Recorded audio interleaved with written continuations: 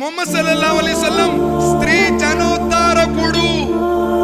ఆయన తెచ్చినటువంటి సంస్కరణల ద్వారానే స్త్రీ జాతి ఔన్నత్యం పెరిగింది అన్నది విశ్వవ్యాప్తంగా ఆమోదించబడినటువంటి సత్యం.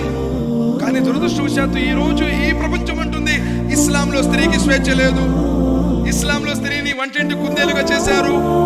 అరే సోదరులారా, ప్రపంచం స్త్రీని పాశ్చాత్య దేశాలైతే ఒక వస్తువుగా భావించేవి. స్త్రీ ఇట్ ఈస్ ఎ థింగ్ అన్నారు. అది ఒక వస్తువు, సుఖాన్ని పంచేటువంటి ఒక వస్తువు తప్ప ఏమీ లేదు అన్నారు. అరబ్ దేశాలలోనైతే ఈ ప్రవక్త ముహమ్మద్ సల్లల్లాహు అలైహి వసల్లం వారు ఎన్నుకొనబడక ముందు స్త్రీని భర్త చనిపోతే అడవుల్లో విడిచిపెట్టి వచ్చేవాళ్ళు అరిష్టమని.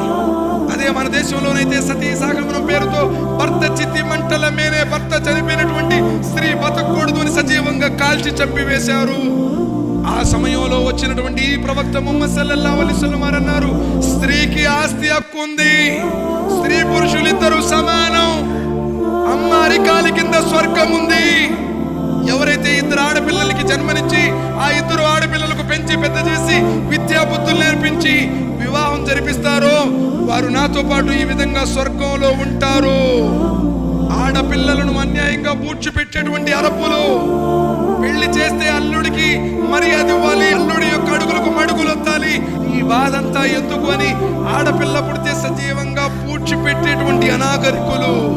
అంటే అప్పుడు పుట్టిన తర్వాత చంపేశారు, ఇప్పుడేమో కడుపులో ఆడపిల్ల అని తెలియగానే అపార్షణలు చేసేస్తున్నారు. సోదరులారా, జ్ఞానంతో ఆలోచించారు. స్త్రీ జనోద్ధారకుడు ప్రవక్త ముహమ్మద్ సల్లల్లాహు అలైహి వసల్లం స్త్రీకి గౌరవం ఇచ్చింది, బురకా అనేటువంటి గౌరవాన్ని ప్రసాదించింది. అదేంటండి, స్త్రీకి ఇస్లాంలో బురకా వేసి ఆమెను ఇబ్బంది పెడుతున్నారు, స్వేచ్ఛను హరిస్తున్నారు. స్వేచ్ఛ అంటే ఏమనుకుంటున్నారు? ఈరోజు చూడండి, సినిమాల్లో హీరోకి పైనుంచి కింద దాకా కోటు బూటు సూటు, వాడికి చెప్పాలంటే ఏళ్ళు కూడా కనపడినవారు. అదే స్త్రీకి అయితే పైన ఒక పిలక కింద ఒక పిలక. ఇదండి స్వేచ్ఛ. వాస్తవాన్ని ఆలోచించండి. అదే ఒకవేళ మన భార్య, మన చెల్లి, మన అక్క, మన వదిన ఆ విధమైనటువంటి డ్రెస్ వేయడానికి మనం ఇష్టపడతామా?